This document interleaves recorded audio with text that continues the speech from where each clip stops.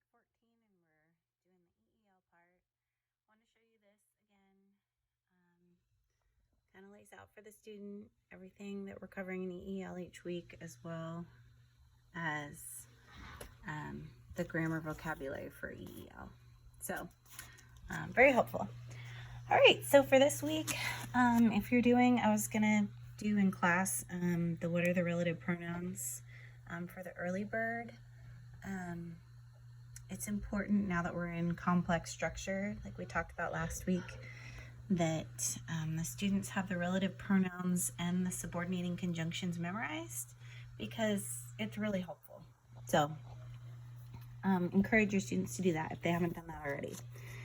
So this week is review, but we are new to the complex structure, so it still feels new, although it's review. So our sentence structure is complex, and we'll review that in just a minute. Our sentence purpose is imperative. Remember the implied you. So that is review, but we're using that with the complex structure. So that's a new combination. And then also review is the SVT IODO. Last week we looked at the IO, the indirect object, and how it's in between the transitive verb and the direct object, and it tells you to whom or for whom the action was performed. And I'll pull up my sheet here. Shoot, just a second, sorry. So again, that's adding this question, subject, verb, direct object, to whom or for whom, or to what or for what, and that's our indirect object.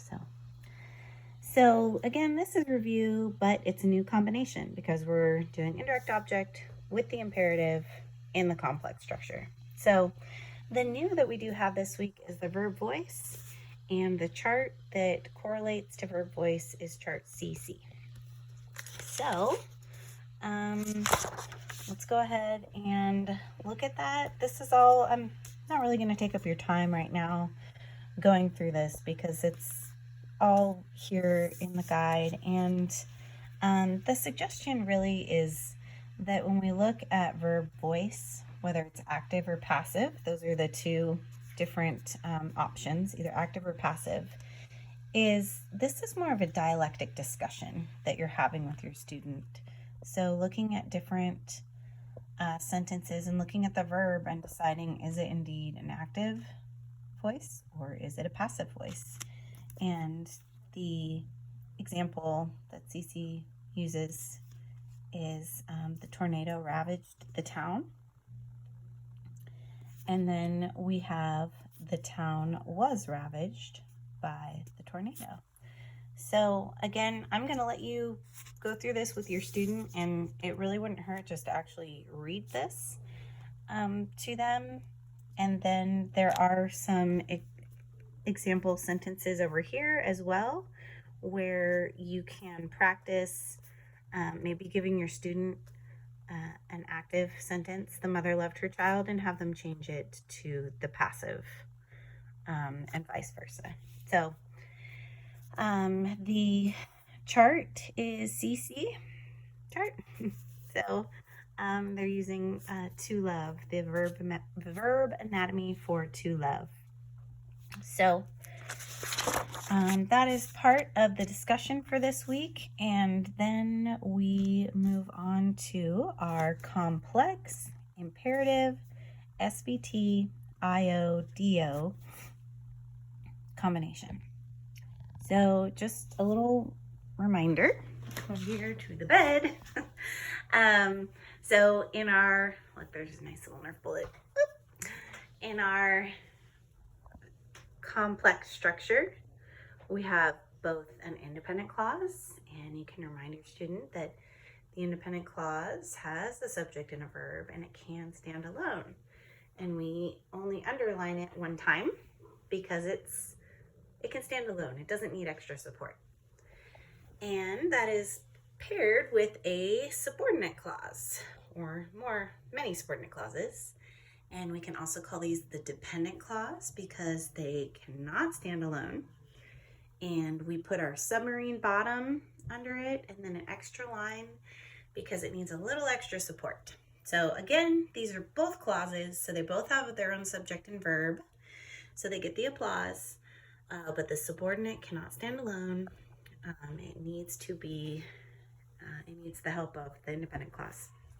So once we have identified our independent clause and our dependent or subordinate clause, then we have to decide what kind of subordinate clause is it.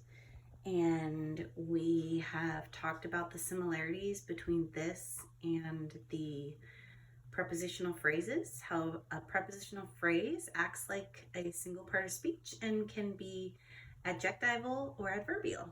It can either do the adjective job or the adverb job. And that is the same thing for the subordinate or the dependent clause. So again, one of the ways, well, let me not get there yet. So if it's adjectival, it's acting as an adjective, which we know that an adjective modifies a noun or pronoun and answers the questions. What kind of many, which, and whose? What kind of many, which, and whose, right?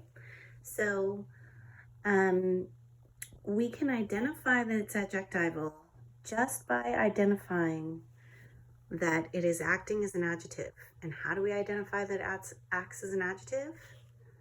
By seeing if it answers these questions. What kind, how many, which, or whose? If it does, then it's acting as an adjective. Okay, and it's modifying a noun or a pronoun. So that's one way we can identify that it's adjectival. The other way we can identify it, or the way we can confirm that it indeed is adjectival, is by seeing, does it begin with a relative pronoun? And again, that was our early bird today. If we would have had early bird, we need to be memorizing these: who, whom, whose, whoever, whomever, that, which, what, whatever. And that will give us, that will confirm for us or identify for us that it is an adjectival subordinate clause. This is how we are diagramming it. Remember, our horizontal line is reserved only for the sentence pattern. So in this case, we have an SVI, the vase shattered. And then our subordinate clause comes down here, and its sentence pattern was an SVLPA. And so it's modifying a noun or pronoun. So we connect it to the noun or pronoun, the subject of the sentence. So we simply put a dotted line here, which is actually our subject, which I know throws some of the students off. Not all, but some get really thrown off by that. So which is the subject. So who or what is this about? Which. What is being said about which? Which was what, or which was whom? Which was valuable. Can valuable replace or describe which? Yes, it describes it. Okay, so that's one option. And we need to know the answer, whether it's adjectival or adverbial, because that helps us diagram it. So again, if we have a subordinate clause, we've noticed it has a subject and a verb, so it's not a phrase, it's a clause. Cannot stand alone, all right? So the other option is it can be adverbial. It can act, oh my goodness, as an adverb. If something acts as an adverb, okay, if we sing our definition, an adverb modifies a verb, adjective, or another adverb. An adverb modifies a verb, adjective, or another adverb, and answers the questions: how and where, why, how often, how much, to what extent, and under what condition, la la la la la la. Okay, looks like I didn't write to an extent, but so that's one way we can identify that it's adverbial. Another way we can identify it, or just confirm that it's indeed adverbial, is by recognizing that, hey, I'm still recording, thanks, that it starts with a www.asia.web. And again, this is something that we definitely, even first year students, really need to have this memorized here in the next few weeks. The sooner the better, but this is very helpful to have these memorized. So if it does begin with a subordinating conjunction, then it is adverbial. And again, we put our independent clause sentence pattern up top, and the subordinating clause, if it's adverbial, it is going to be connected by the verb, because this clause is modifying the verb of this sentence. So it's telling us why did she place, why was it placed, or not where it was. So anyways, sorry. So she placed the vase on the table, and then we have where it was safe. So if we recognize that where is a subordinating conjunction, we'll automatically see that it is indeed adverbial, and they're connected at the verbs, and then we just turn our paper sideways and place the subordinating conjunction there on that dotted line. And I pointed out to my kids this past week when we were looking at this for the first time this year that, gosh, I totally lost my train of thought. I'm sorry.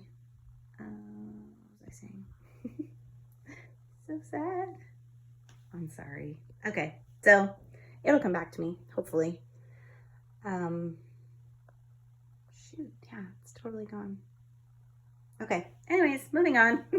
So this is something, this whole setup here is definitely something that we want to keep reviewing with our students. That's gonna drive me crazy now.